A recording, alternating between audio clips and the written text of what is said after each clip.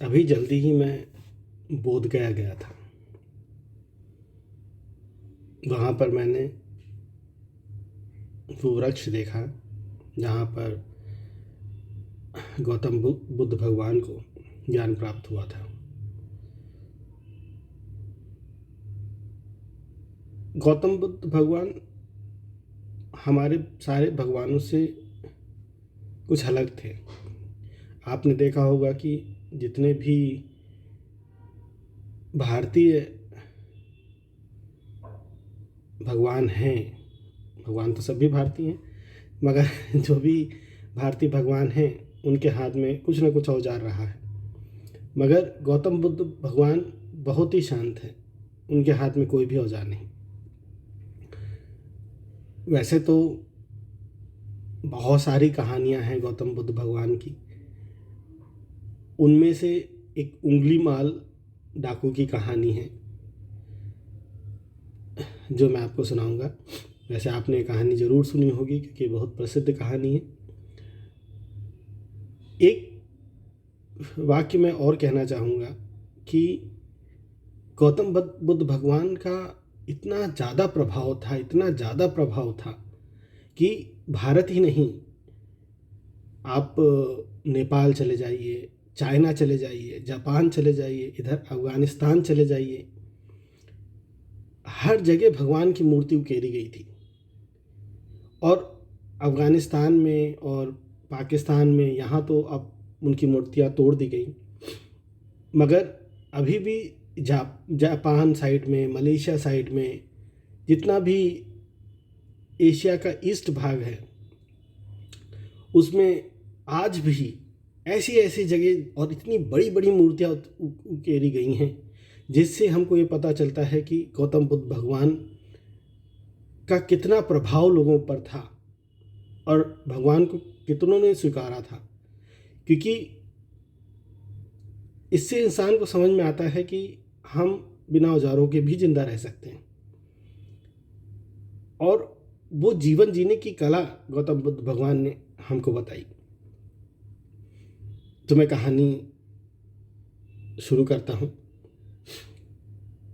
तो मगध राज में एक डाकू हुआ करता था जिसका नाम था उंगली माल डाकू, और उसने प्रतिज्ञा करी थी कि वो 100 लोगों को मार के उनकी उंगली अपने गले में पहनेगा, ताकि उसको गिनती रहे कि हाँ 100 लोग हो गए हैं।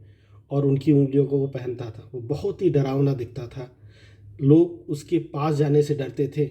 यहाँ तक कि जहाँ वो रहता था वहाँ कोसों मीलों दूर तक लोग जाने से डरते थे।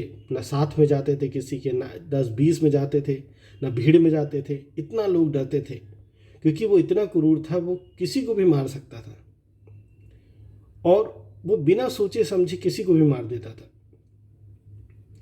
एक बार भगवान गौतम बुद्ध के चरण मगध राज में पड़े। वहाँ के लोगों ने भगवान का बहुत स्वागत करा। स्वागत देख के भगवान बहुत खुश थे, मगर उनको ऐसा आभास हो रहा था कि कुछ तो गलत है यहाँ पर। तो उन्होंने लोगों से पूछा कि आप लोग इतने डरे सहमे क्यों हैं, क्या गलत है, क्या क्या ऐसी चीज़ है जो आपको डरा रही है। तो गांव वालों ने भगवान को बताया कि भगवान यहाँ पर एक उंगली माल डाकू रहता है, वो आए दिन हत्याएं करता है और हत्या करने के बाद अपनी उंगली, मरने वाले की उंगली अपने गले में पहन लेता है। वो इतना क्रूर दिखता है, उसकी हरकतें इतनी क्रूर हैं कि वो किसी को भी नहीं छोड़ता, वो सबको मार देता है। जो भी उस रास्ते से जाता है, जो जंगल को पार करता है, वो किसी पर रहम नहीं करता। यह सुनकर भगवान ने तुरंत उस जंगल की ओर बढ़ने का प्रयास करा जिधर उंगली मार रहता था। मगर उनके शिष्यों ने समझाया कि प्रभु महाराज आप मत जाओ, वो बहुत ही खतरनाक है, वो मार सकता है, आप निहत्थे हो, आपके पास कुछ भी नहीं है, आप कैसे करोगे। शिष्य भी बहुत भयभीत थे,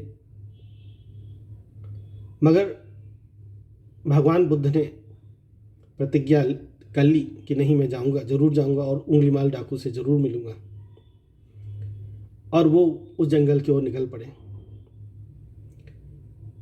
जंगल में एक अकेले आदमी को देख के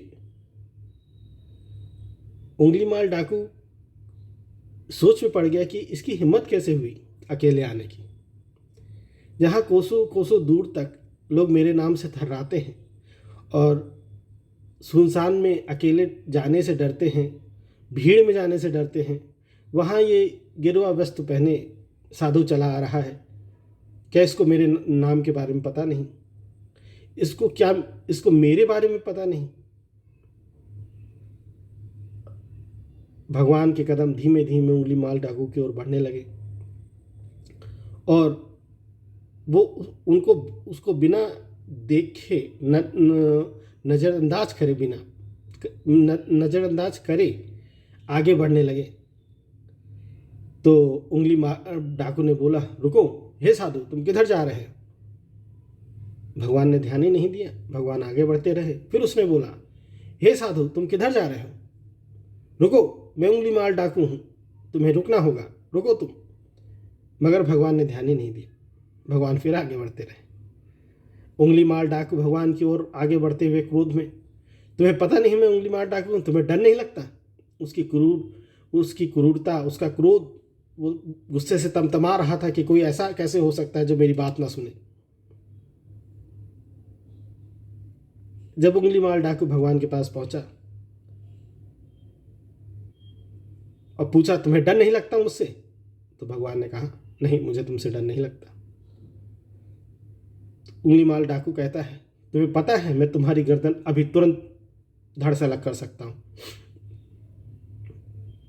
भगवान ने कहा, यह तो कोई भी कर सकता है। तो कहें, नहीं, मैं ताकतवर हूं, मैं तुमको खत्म कर दूंगा। भगवान मुस्कुराए, कहे, तुम ताकतवर नहीं हो, मैं तुमसे नहीं डरता। वो उंगलीमाल डाकू गुस्से से पगला रहा था। ये साधु कैसी बातें कर रहा है, इसको मेरे बारे में कुछ पता ही नहीं। वो अपनी उंगलियां दिखाने लगा, कहा कि देखो, 99 उंगली हो गई, 100वीं उंगली तुम्हारी होगी, मैं तुम्हें खत्म कर दूंगा यहीं पर। भगवान फिर मुस्कुराए, उससे कहे, यदि ऐसी ही बात है तो जाओ 10 पत्ते तोड़ के ले आओ। ये सुनकर उंगलीमाल डाकू की हंसी छूट गई। ये पागल हो गया है। एक तो ये बिना जंगल में अकेले चला आया, इसको मेरे बारे में मेरी ताकत का अंदाजा नहीं, मेरी क्रूरता का अंदाजा नहीं, मेरे क्रोध का अंदाजा नहीं, इसको मेरी ताकत का अंदाजा नहीं।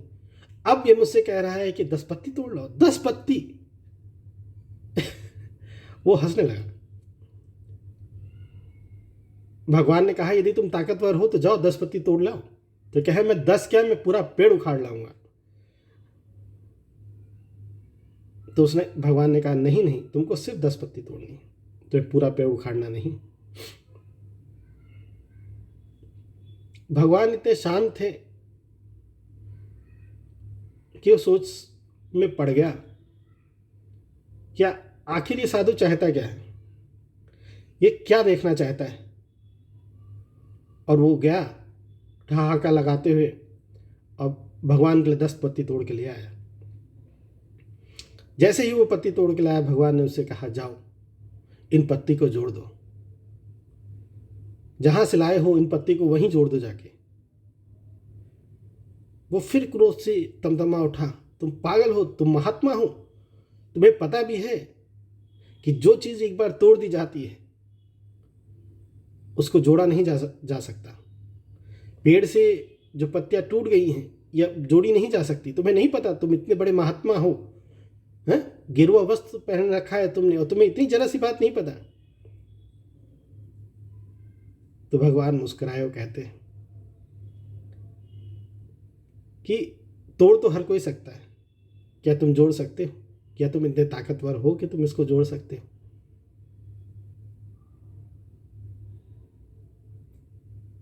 उंगलीमाल डाकू भगवान के शरण में हो चुका था।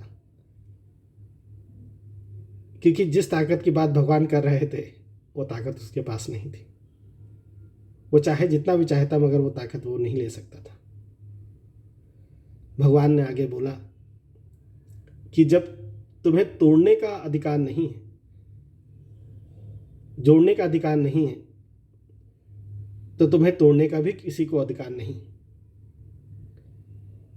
यदि तुम किसी को जन्म नहीं दे सकते तो तुम उसकी मृत्यु भी नहीं कर सकते। ये तो तुम्हारे अधिकार क्षेत्र में नहीं आता है। वहीं पर उंगलीमाल डाकू को अपनी भूल का आभास हुआ और उसको समझ में आया कि ये जो ताकत, ये जो हत्याएं कर रहा है और जो उसे लग रहा था कि ये जो हत्याएं करके वो ताकतवर है, जो ये 99 उंगली पहने हुए था, ये ताकत का प्रतीक नहीं था। ताकत तो तब होती यदि वो उन पत्तियों को जोड़ देता। वहीं से उंगलीमाल डाकू ने अपनी तलवार भगवान के चरणों में डाल दी और भगवान का शिष्य हो गया। जय गौतम बुद्ध भगवान की। यही कहानी समाप्त होती है। धन्यवाद।